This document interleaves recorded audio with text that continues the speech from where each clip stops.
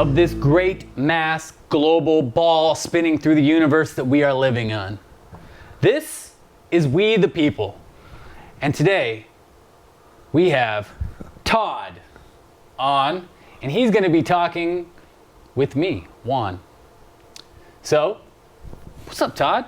Juan, honored to be here. How's it going, man? It's going awesome. What have you been up to? What's going on? Working, living, loving. That's right. Yeah. That's right. So, I asked you to come on here, man, because you were talking about the other day at Toastmasters. Mm-hmm. You were talking about the Great Depression, and I feel like when I heard some of the stuff that I heard from the Great Depression, I was like, Americans need to quit bitching. And I mean, I don't want to say that rudely, like, stop bitching. I mean, like, maybe it's take a different perspective. Absolutely. And see how far we have came and see the beauty in what is today. Well, 80% of the world's recreational drugs and 8% of prescription drugs for antidepressants are all consumed by this country. And this country, 80%? That's right. And if you live in this country, you're the 2% richest in the world. So if you just live in this country, you're already 2% richest people in the world. So what do we have to be depressed about? Other than our own mind, right? Yeah. We get in our own way, I feel. Absolutely. That's just my thoughts. Yeah. I feel like we could be positive, but we might choose to see something that's negative. I've had struggles that I've shared with you personally on depression, and what I've found is a lot of my depression has been based on how other people treat me. So a lot of how I feel is based on how nice are you not to me. Right. And the only thing I've found that's worked is, and I've tried drugs, alcohol, sex, I've tried everything. The only thing I've found that work is I'm happy when I'm busy. Period. Right. So stay busy. You know, it's always busy. And you know what's interesting that you say that is that in my past, that another life, another chapter in my book, I managed a trailer park. Okay. And so I was around that trailer park, and some of the people that were around that trailer park were smoking meth. Okay. Right? But just because you're a meth smoker doesn't mean I wasn't conscious that you're there. You know, I was, what's up? How's it going? I'm still, because I'm managing the park. So that means I'm going to manage everything that's in it. Doesn't mean if these people are living there, I'm not just going to be like, you know what? Fuck drugs. Get out. Right. Get out. You can't live here. You got to go live under the bridge. You know what I'm saying? Exactly. I wasn't going to play that card. I was more like, okay, well, maybe there's an opportunity for me to learn. Maybe I can learn something from this, especially since my focus and my study has always been on leadership. So I'm like, maybe there's something I can get from this opportunity to where I can see something. I can kind of see behind a veil that I can't see. Is that the right word? Yeah, That absolutely. I can't see, that I couldn't see from a different angle. Right. I'm going to take this opportunity and see and observe. And when I was doing that, I was remodeling some of these trailers. And I would offer them work. I would offer these people work, to help them out, and also to, just be part of the community. I'd be like, hey, you do painting. Okay, well, that's great. Can you come help me? And can we do that? And, let me get to know you, like, blah, blah, blah, blah. And what I found was that as long as everybody was busy, we were fine. We would throw a barbecue, everybody would be eating, we'd be doing a good thing, and everybody would be engaged and having a good time, and they would typically go home and pass out because they were too tired from work that day. But then the days that I didn't have work, I would notice they would kind of, I don't want to say sneak back into the shadows. Yeah. I mean, that sounds entertaining, but that's not the word I want to look for. They would just go back to their comfortable space, and the next thing you know, like, I could tell that they're all high and they're doing their thing when I'd see them again, and I'm like, and that's fine. To each their own. But I guess where I'm going with that is that I got to see exactly what that is. Where even on that level, staying busy. Right. With really sick people. Yeah, staying busy helps. Well, you telling that story reminds me of right here, not far from here, Donovan Kasu, the football player, grew up. Okay. And he was in the NFL, and he had a history of behavior problems in the NFL. And I have a friend here who went to high school with him, played ball with him, and I asked, he must have been a terrible kid because his adult life, he's just been in and out of law problems and assault and battery and all this stuff. And he said, no, he was never in trouble in high school because he was too busy playing sports. Really? Doesn't that make sense? So that's why he's in the Yeah. NFL, because he was just on a schedule of basketball, football, weight training. So and then he had to sleep and eat. He didn't have time to be a troublemaker. But once he got more money and more time, he started getting in trouble. It's that time. Exactly. It's that time. I feel like there's something there. You know, having too much time gives you too much time. And, you know, I think of philosophers. I wish I could name the exact philosopher, but I've read numerous little snippets here and there, and, you know, scrolling through my stuff, and, you know, you just come across knowledge, right? Yeah. And then you just consume it. And one of the things it was talking about was that with time, it gives you an opportunity to reflect on existence. Okay. And so once you reflect on your existence, you inevitably get to a point where you think, oh, I'm going to pass. I'm going to have to leave this at some point. Oh man, that's heavy. And then you start thinking and you get scared and exactly. all this crap. And then you're like, oh, I need to numb the pain. Yeah. That's what they say.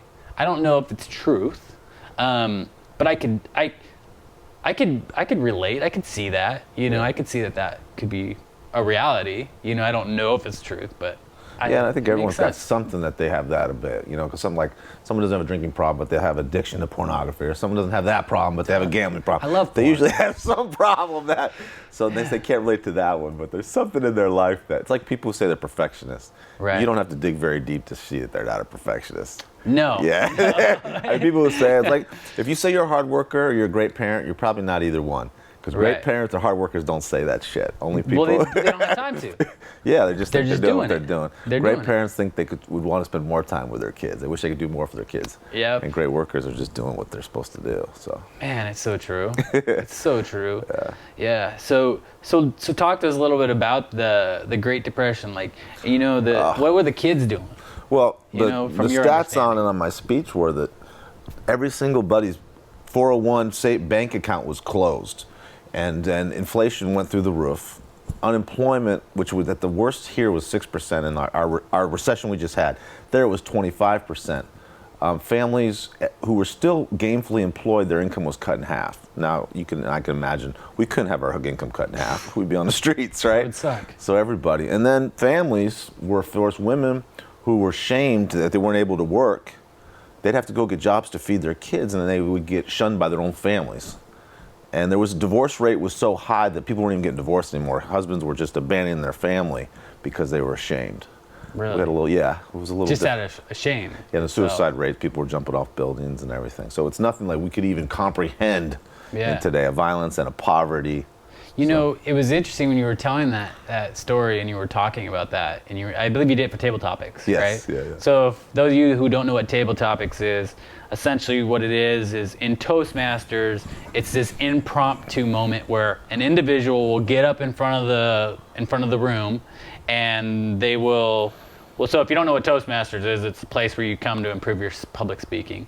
So anyhow, the Table Topics will get up in front of the room, it'll come up with a theme, come up with an idea, and then the individual will randomly get picked from the crowd, and they'll have to come up there and do like an impromptu speech, 1 to 2 minutes, based on whatever that topic might be. And Todd's topic was on the Great Depression.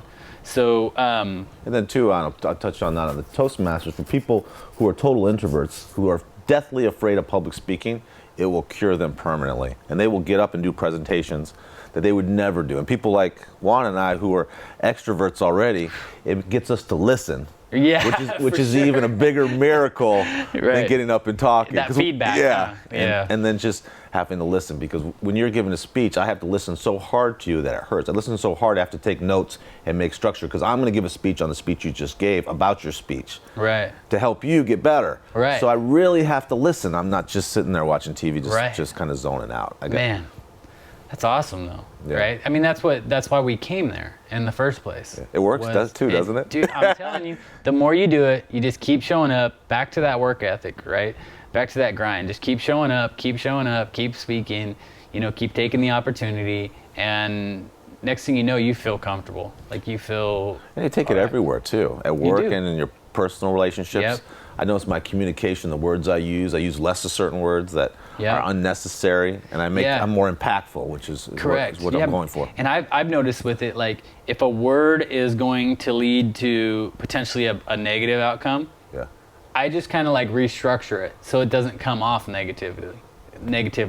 It comes off more of like in a positive spin. You repackage it a little bit. Yeah, I repackage it. Small adjustments, huge improvements. Correct, because I want to lead with my heart, like everything I do, I want to be genuine, I want to be pure. And so I'm like, having the communication it's super valuable. And I think it's important to be agreeable with people because people are going to share more and be more open and be more honest when they like and trust you. Correct. I don't think as humans I don't think we're judging a lot. We meet someone we're measuring. And I've had this conversation with several people who feel like when they talk to someone that they're being judged, and I'm saying sometimes people aren't trying to judge, they're trying to ask questions so they can connect with you. They want to find some common ground, trust, so they can so they can talk and get closer to you. And see if they can trust that that you're going to be a good person, right? Yeah, this is a good guy. On that subject, I struggle with this, and maybe you can help me with this. It's important in life to be tough, to be strong, right? To be tough, right? But at a certain point, tough becomes mean, right? So what's the balance? I've been struggling, because you don't want people to walk all over you. Correct. Because if you're too nice to people, a lot of times they take advantage. It's a very interesting topic because I see that, and I think communication, from my thoughts on it, is I believe communication can help us because sometimes when we're trying to be aggressive, we're not being aggressive. It's because we're so passionately attached to that thing. Yeah. Like I'm passionate, I've been working hard for this, and this is what I want to do. Yeah. And I don't care if that offends you. This is what I want to do. This is right. This is right. This is right my for core me. value. This is my value. Yeah. And so coming at it with that approach, it might turn somebody off, right? It's the same thing. You get more bees with honey than vinegar, right? That same kind of spill. Yeah. So I think that having that passion, you should be allowed to have that. I think it's how do you share your heart and your compassion with the person who's trying to tell you no? Mm-hmm. That's really where the growth is. At least in my mind, it's how do I explain to them why this is so important to me? Yeah. How do I explain that this is part of my morals? This is part of I've been grinding and I've been working hard for this, and I think sometimes that's it. You almost have to humble yourself. You have to come back and just be like, this is how I feel. Like this is why this is so impactful to me, and this is why I'm so attached to it.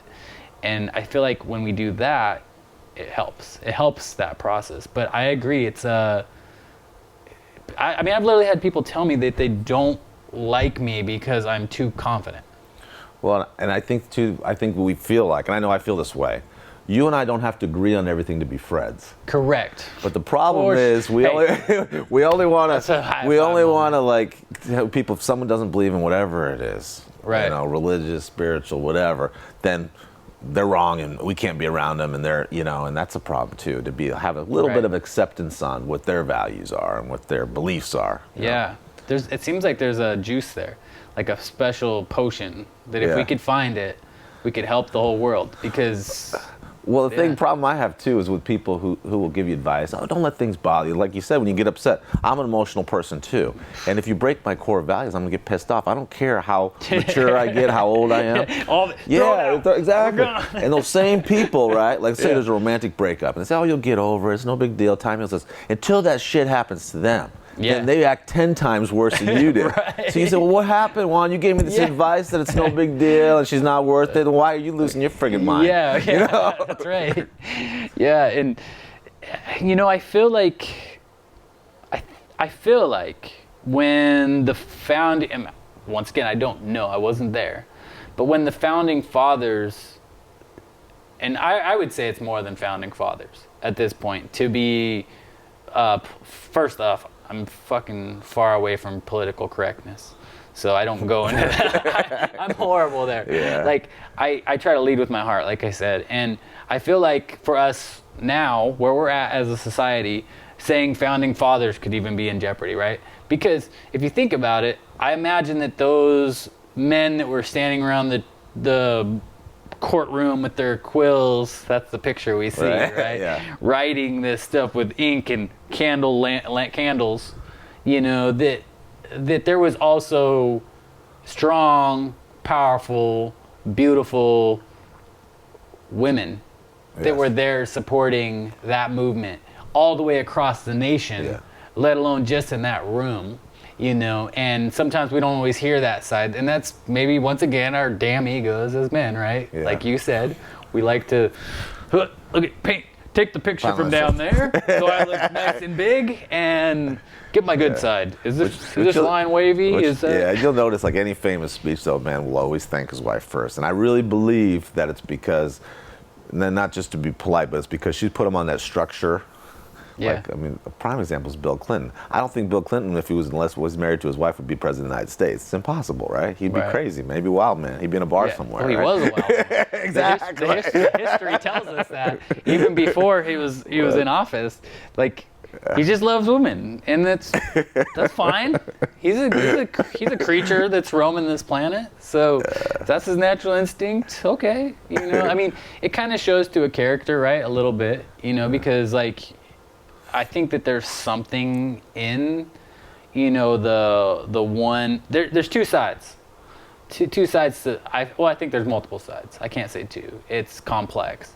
For every person, it's a little different. But I do believe that there is something honorable about that choice as a public figure to try to repress all of their sexual urges. You're supposed to be perfect, Yeah, I'm going to be perfect. I will be flawless. My suit will be chiseled, and I will never look in the direction of another woman other than my wife. Yeah. You freaking okay. And that's how it used to be, but now they're kind of discipline. Okay, I get it. But it's not realistic. I mean, I'm sure. I would think in my mind, maybe I'm wrong. You know, snook a little peek, a little booty over there, or man, do you see the cleavage on that? You know, like, but that's because men and women mate to have kids, so that's what they do, and so it's kind of your natural instinct, you know. So interesting. That went down a whole nother. Woo! But yeah, you know, I guess where I was going, we digressed. Was one of the individuals in the class and was talking about that time around the Depression time, and she was explaining that like her family they were like stealing potatoes. Oh, from the neighbors, from the neighbors. And to me, you know, and I hope to get her on here as well. Yeah. She already said she's in. Let's do it. I got you one. Let's go. You know, and I was like, yes. And so, but yeah, just. That they were stealing potatoes, and because it was such a rough time, so they would go to the neighbors, right? This is how the story went, was that they were neighbor down the road, sneaking under the fence to get in the garden to steal potatoes, right? Is that? Yeah. That's the visual. Yeah, that's the gist of it. That's the visual I got. And hold up, folks. What are you pointing at? Distracting us. Anyhow, potatoes. So they were stealing these potatoes, bringing them back to their kids, and that they were eating the skin of the potato as adults and giving the fluffy part to their kids. That's when you're living really primely because you don't have enough money to even eat anything. Like here, that wouldn't happen nowadays. It's impossible. Right. With food banks and the thing. Yeah, look how far we've came. Yeah, but and it was just a different time. It's the reason I talked about the speeches so much. I always, you know, anytime you start to feel bad for yourself, you want to put things in proper perspective. And what's interesting about that, it wasn't that many lifetimes ago, and it was in this country. But if you think about it, why, you know, we see someone who's in a wheelchair, why isn't that us? You know, we have great jobs and great lives, and we've made some bad choices. You're in the service, I was in the service. We could have died just like that. And we're thinking, well, if we still got a chance, we need to do the most with it. And be grateful for it. Gee, I lose sleep. Yeah. I lose sleep on that. Where it's exactly it's not even just the why me, it's the blessing that I have to be here right now. Yes. You know what I'm saying? And doing cool stuff like this. And right, that's what I'm saying. And I'm like, it's awesome. what are you deserve crying this. about? Yeah. I'm like, we can't cry. Look at this. This is amazing. Yeah. Did you see those flowers over there that are just growing? You know? Yeah. So weird because it's like, what? This guy has lost. He's off his rocker. But I'm like, you don't understand. Like, you have to realize how much work behind all of this went into this to be this as America and as what we are. And I get it. America's not always the best and politically correct. It's not perfect, but it's not perfect. It's pretty cool. It's pretty fucking cool. You know, and I think what happens is, you know, whether people say conspiracy or whatever, we start to visualize that we're being controlled in one way or another. Yeah. But the part I think that people forget is that we are free to do that. So if somebody has a company and they're working that company, they're only trying to leverage their position better, whether it be an iPhone or an Android, you know, or a Samsung, whatever it might be. They're just trying to position their market space better because we're a capitalist society, right? So they're like, well, how can I, but then how do I not infringe on your rights?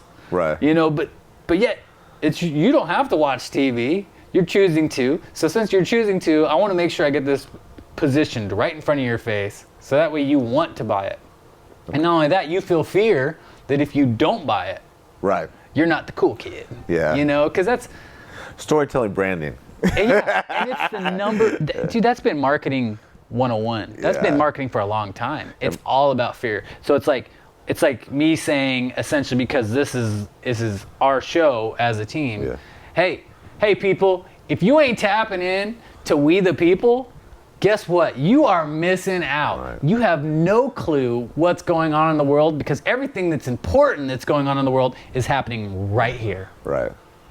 That's why all the news channels thrive and the sports channels and Yep. Absolutely. And so next thing you know, you're tapping in because you have to see that thing. Yeah. You don't want to miss fear that. of loss. Yep. Yeah. Non-stop. And it's, once again, it's kind of back to the same thing we were talking about, you know, on life. You know, it's back to your life again because you're like, time is passing and it's fleeing and I got to capture these moments and I got to be energized and have that moment. You know what I'm saying? So I read this book, Atomic Habits, and he talks about the trajectory and why life goes by so fast. It's because you don't do anything different and it all just runs together. So you really, you got to staying busy is not just, you know, I've done other speeches about just time management, just not watching TV all day, getting out, reading, doing something, no matter, like, I think it's attractive in a romantic interest if they have something that they're interested in, something that I don't care if it's scrapbooking, traveling, it doesn't matter what it is, but something that they think is so cool that they could do it, that they show, you know, like a high school kid with a car. Oh, I gotta show you this. They can't imagine that you don't think this is cool. You know, you don't give two shits about it. That's so me. So you want to have something in your life where you're like, let me show you this. Let me show you this YouTube video on this. And you torture everybody about it. Like, that's how I feel, man. I feel that way with life. With life, man. I'm like, this is so cool. You just gotta see this. You gotta see this. I'm like, do you not see what's going on in our economy? And people are like, I see that there's potholes in the road and my tire's flat and I'm pissed off. And I'm like, I was pissed off too when my tire got flat. Yeah. But then I changed it and I went after, and I'm still looking for the cool all the time. Well, in my middle-agedness, the only cool thing I think about getting older is that you see the beauty in people and things that you didn't see before. They were there before, you just didn't see them. Kind of like you talking about seeing flowers and stuff. When I was 25, I didn't care about that. Right. I think so. Is it fair to say that the military kind of helped that, you know, by facing the strip down, and that does. Yeah. The strip down, and then the brotherness of real stress. Like, right. I went to basic training. It occurred to me the other day they're doing that to get you ready for real stress. I just thought they're being mean to us. It was like a fraternity thing. And when and just for clarity too, when he says brotherness, he means as a group, right? Yes. Am I right? Not just because there's girls too. Or where'd you go to boot camp? Mine was all male. All male. Okay, so there was a old brother. days. Yeah. Yeah, so there was, but we didn't work with anyone. But how about when you went to your unit? Was there females? In support, in minimal time. It was in the 90s. So okay, so it was different times. Yeah, it was a different times. Yeah, so I went through, you know, 02 to 08. Yeah. That was my time. Yeah. And my basic was all guys, but once I went to AIT, Right. it was males and females. We were all there. Okay. We worked together. What was your MLS? So when I first went in, I went into supply. So I was a 92 Yankee. That makes sense too. Yeah. So it wasn't a combat. Yeah. Yep. So I went logistics, and then once I got to my unit, I switched to MP because they were like, "We need MPs. We need military police officers." Big switch. Right. They're like, well, it's better than what almost happened when I first signed up. They were like, "We need scouts." And so they tried, when I got the MEPS, they were trying to send me to scout school. For observer or something. And I was like, hold up. Like, I'm not going to be a scout. Like, right in the front, yeah. Like, I'm going to logistics. Looking for bullets. Yeah. Like, we're doing logistics. Yeah. Like, that's what because that's what I was doing in the civilian world. I was moving furniture. Okay. So I figured that's close. That's where I can help out the most, right? And keep in mind that, like right before that, what got me interested in the service was 9/11. Yeah. I had just had my daughter. Just 7 days later, 9/11 happens. So I'm like, oh shit. I want to do something. 17-year-old kid. I gotta protect my daughter, right? Yeah. There's a whole nother story there of how your daughter I came. young?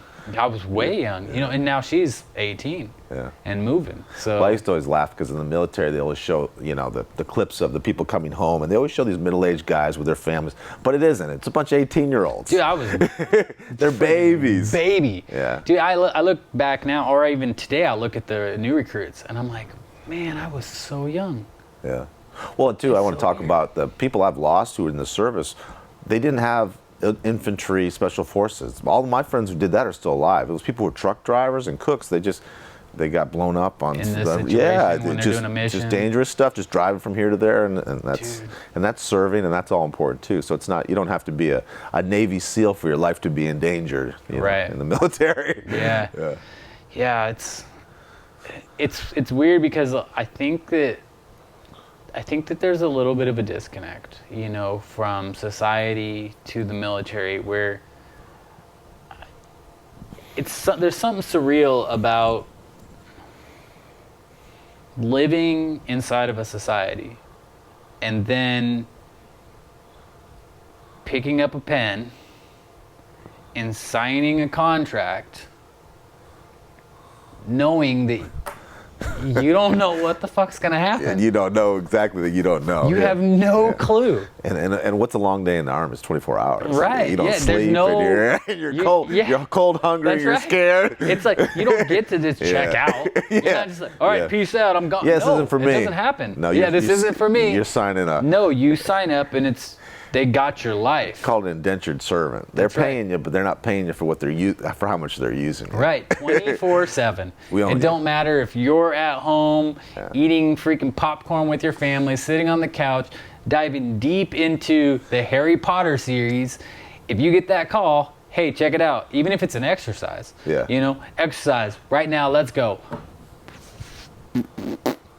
Well, I'm with my kids, and I got this, and the missus isn't here, and so we're watching. Nobody cares. No. You have a family plan for a reason.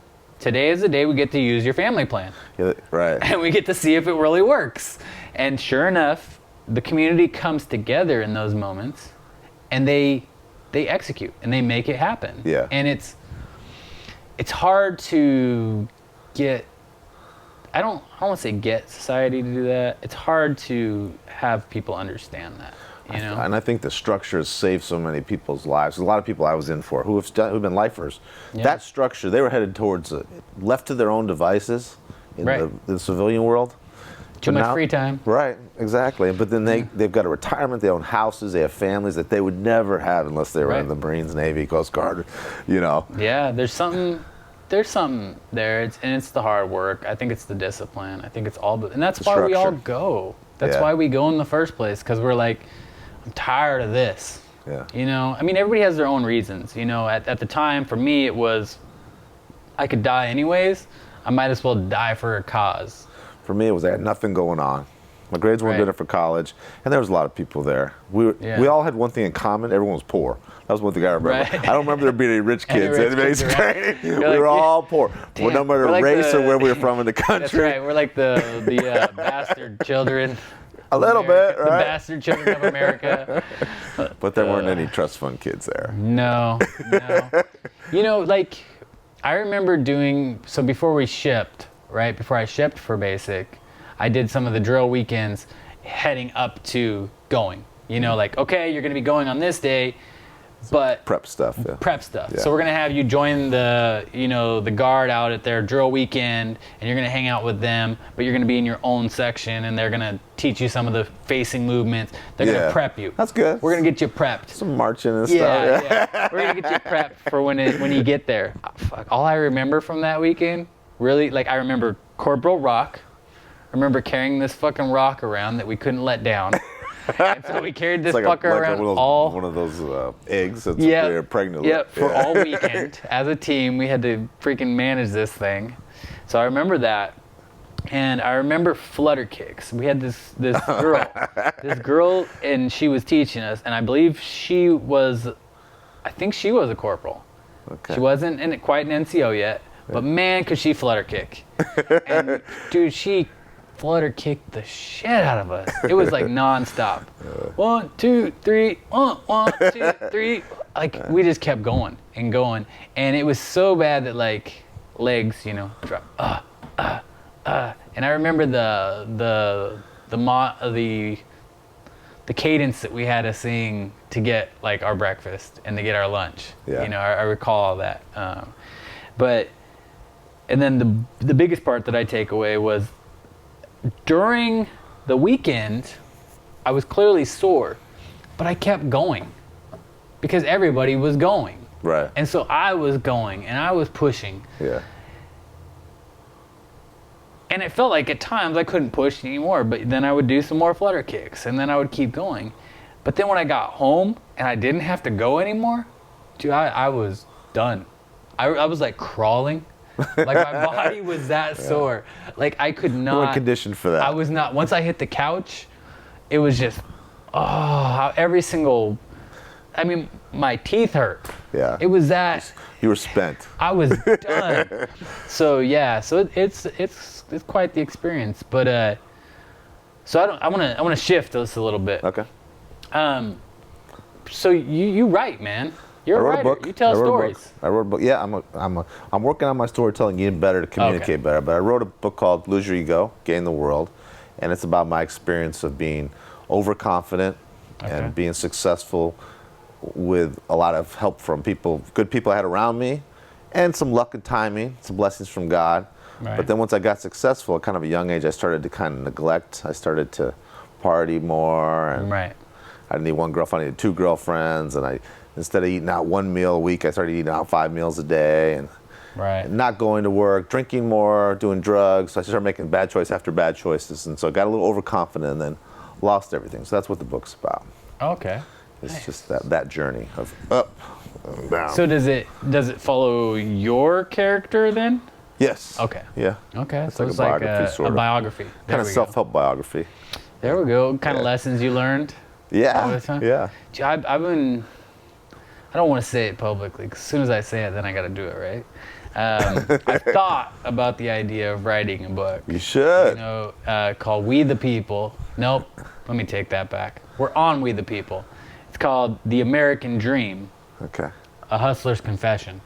Okay. And it's just kind of talking about some of the stuff that I went through, as a young guy, and making my way through some of the hardships that I got to experience, in my life. On that point, I know a woman was a very famous book publisher. She told this to me. I'll never forget this. She said every single person in the world has a best-selling book in them about either something they've accomplished or something they've survived, and they're all of value. So that would be something that you survived. That could help other people. That this is what I learned and this is what happened to me. And I think that's entertaining too. In my mind, it's kind of always been. And I think I'm waiting for it to click, right? Is because I want it to be, and I guess it's probably just a matter of doing it, right? Once I start doing it, absolutely, it'll come out, and more will come out than you even think. Right. Some of the stuff you'll read is just like, God, that's pretty damn good. That's pretty damn good. You gotta say it, and then some of it's just garbage. And it's like, it fucking sucks. It's stupid, but because I'm thinking like how I can make it inspirational. I've always thought like, how can I take that same story of a struggle, and touch base on some of the hustles, you know, that, you know, things that maybe, and I don't want to expose society to it, so then they're like, oh, there's an opportunity. Now I can start pulling the old bait and switch, and I can start pulling, you know, the different hustles, and I can start, you know, hiding things behind, you know, behind curtains, and I can start pulling that.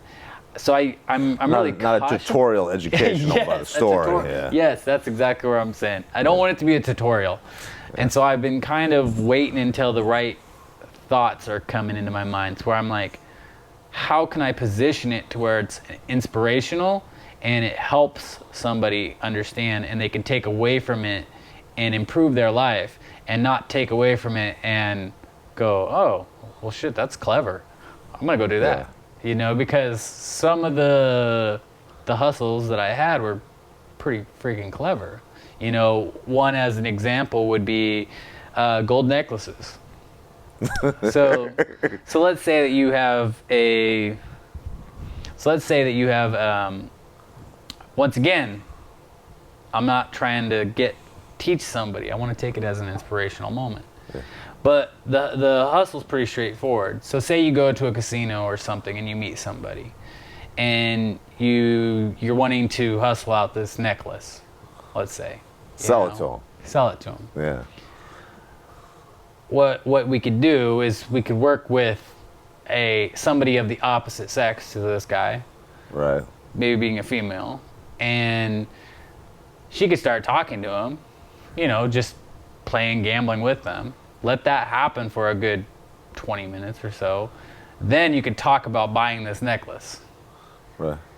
In hopes of him wanting to help her buy this necklace. Oh, I see. So you're a couple moves ahead of him. Yeah, in hopes of him wanting to do that. So you don't want to spend too much time. It all looks random. Yeah, it looks random. Yeah. And it's not just at the casino, it's in life situations. So if you're at the bar or whatever, right, once you get the egos going of men, I can help you. I got this, I'll buy that. That's no big deal. What's $40? Dude, throw it down, nothing. Yeah. Now keep in mind, he just bought the chain for the girl, so guess what? You get the chain back. You do that 40 times. And you didn't lose nothing. And they're not losing $4,000 either. Exactly. So you don't feel like you're robbing. It's not really that big a deal. It's not big. It's a small time hustle. Yeah. But it's still a hustle in the same. But you do it 10 times a day, you get more. $400. You know, and I'm not saying it always plays out that way. No. I'm using that as a hypothetical. You get black guys every once in a while when you're a bad guy. Right. That's part of the cost of doing business. Right. So I'm saying that as like a hypothetical, so that way, you know, you can see it. That's a bait and switch, right? Yeah. So I baited you to do something, you did it, and then I switched it with something else at the end. But if it was 300, he probably wouldn't do it. It has to be kind of reasonable. Yeah. You don't go too big. Not too little either. Not too little, but because you got to keep value. And so there's just little things like that, you know, where, I mean, and like I said, that's an example of something that might be. I mean, I have some that I've seen work, and I know they work, but it's not for me. You know what I'm saying? Now, at the time, it was survival.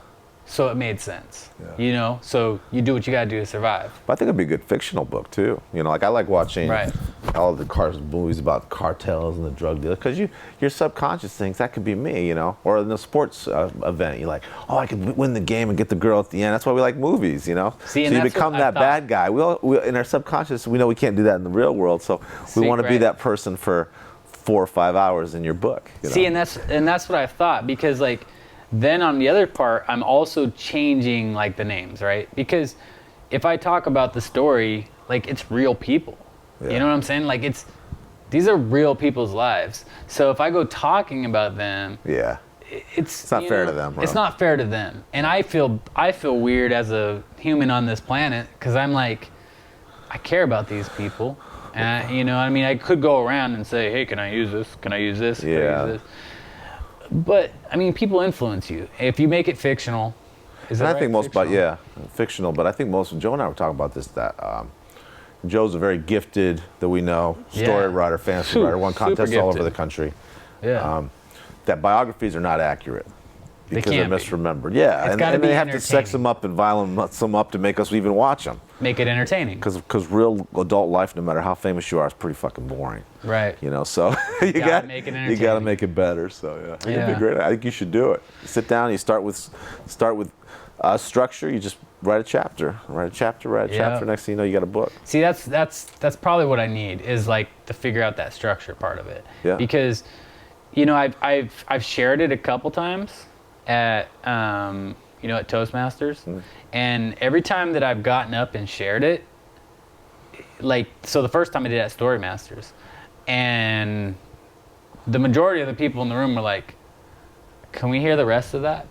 Okay, so there's some interest. Yeah, they were like, "Can we hear the rest of that?" You know, because there was some time at the end, and they were like, "Instead of doing tabletops, can we hear the rest of Juan's?" Oh, that's great. Yeah. And I was like, "The people want it, you know, I guess, whatever." And then I tried to get up. It's different. It's different once you broke the story. Yeah. You have to just keep it going. So, yeah, it kind of felt weird doing that. It's like reminiscing, going back and forth. And so, but I've learned a lot from it. And then, like, I've done it other places. And so my biggest thing is, like, challenging your perspective. Yeah. Because that's what it's all about. You know, it's all about, you know, looking at me when I'm suited. You know, I got my nice polo on, or Yeah, yeah. I have my button up and I have my slacks. You see this individual and you're accepting of him. But guess what? When I was the kid with the stinky freaking shoes, Yeah. I was the bastard kid. Yeah. You know what I'm saying? Oh, I You had didn't want him experience. around. You didn't want him around your kids. I had a sales job the You other know? day, and I wear a suit. And then at night, to make ends meet, I was delivering pizzas, so I'd wear my Pizza Hut stuff. People in the exact same places in a 24-hour period, the exact same people would treat me totally different. It was sir, and everyone talked to me with respect. Yeah. And when I was a pizza boy, nobody even acknowledged me. It's like I was invisible. I thought Yeah. that was so funny because it was the same person. You know. It's weird. And it is perspective. I wonder if I've done that. I probably have. I didn't know I was doing it. Yeah, you just do it, man. You just make, you know, and I've been working, I would say, quite a while to speak to everybody the same. Yeah. You know, if I can. You know, I'll catch myself sometimes, and then I'm like, hey, I'll come back. And I'm like, dude, I would lose sleep. Like, Yeah, it bothers me. I feel bad. I feel bad about that. If I blow somebody and off, come someone says hi to me and smiles, and I don't do it. Like if it's someone at the gym or a friend of mine, I feel bad. Yeah. And it's partly because I want people to like me. That's part of it. But the other thing is, I think politeness counts. I think it does. And Yeah. just, you know. Dude, I literally will lose sleep. Like, I will lay in bed and I'll think about What a dick I was. well, I think about what the perspective on it was too, and I'm like, did that come across? You know, was that genuine? Because, you know, what's his face? Old Tony Robbins. Yeah. You know, he was talking about, I don't, you know, and I'm just paraphrasing now. He was talking about how when you're communicating with people, you and I are communicating. If you take it one way, that's what I communicated. Right. No matter how I said it. Or what you meant. It doesn't matter. Or what your experiences That are. doesn't matter. Yeah, they make All you that feel. matters is How you feel. you took it. Not what you took away from it. What you took away from it, as because I'm trying to communicate my heart to you, and I'm trying to share something with you, right? And so, when like hearing that, it sounds so true. You know, it's like, well, keep beating the dead horse until it's dead, so to speak. You know, keep going until you get the message, or exactly you're in line. You know, or maybe say it a different way, or challenge yourself, but get your point across. You know, and because it can easily be taken one way, or With a few words and a few. Yep. Yeah, And next absolutely. thing you know, you're like this. You're creating bad feelings, and those people will never. That's the thing about I'm in sales, and I could have 1,000 good experiences with people, but if I have one negative one, I remember that for the rest of my life.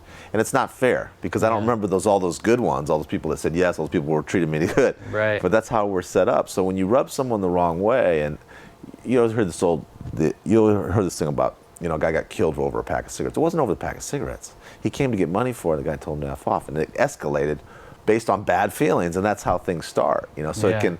You don't want it. Of course, that's an extreme case where people are getting killed, but you don't want someone going away having bad feelings about Juan, who you don't have any animosity towards. You just At all. You just twisted them the wrong way, and you know. Yeah. You know, and on that, I think it would be cool in the future to get you back on to talk about love that. to. Focus on that ego.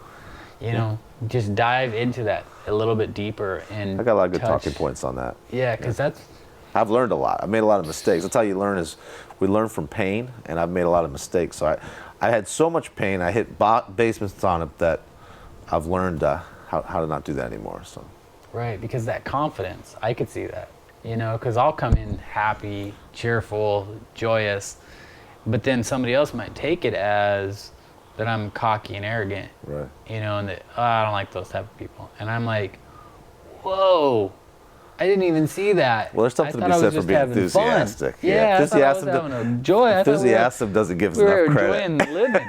You know, we were like existing. And being enthusiastic and being nice to people requires more effort. That's what people who are total think, oh, I don't like people and this and that. It's like, we don't always like them either, but we try. We get up, we do our best, we put our best foot forward. It isn't easy for us either. It gets easier the more we do it. You know. It's awesome. Yeah. Well, I think they're throwing up the sign that we're done, right? Are we? All right. Well, Todd, man, awesome. It was awesome. Thanks for having me on. Good stuff. It was an honor. Please have me back on. We got a lot more to talk about. We could solve all the world's problems right here. Dude, I'm telling you, that's what we're after. Just opening it and getting diving deeper and getting more depth into it and touching on some topics that maybe we can't touch on elsewhere. And so that's the idea, is to give us a platform to really exercise our freedom of speech and maybe be the catalyst for growth and helping in full inclusion. And how does that really look as a globe, right? Yeah. One person at a time. One person at a time, man. Yeah. And that's what it's all about. Yeah. Once again, sir, thank you for coming on the show. Thanks, Mom. We're out.